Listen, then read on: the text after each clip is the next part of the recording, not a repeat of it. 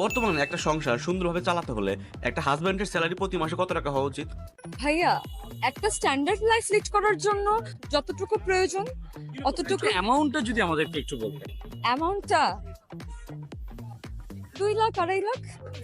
2 লাখ 2.5 লাখ। তাহলে যারা মাস শেষে 20,000 টাকা বেতন পায় তারা কি করবে? আপনাকে কি তারা বিয়ে করতে আশা করতে পারে না?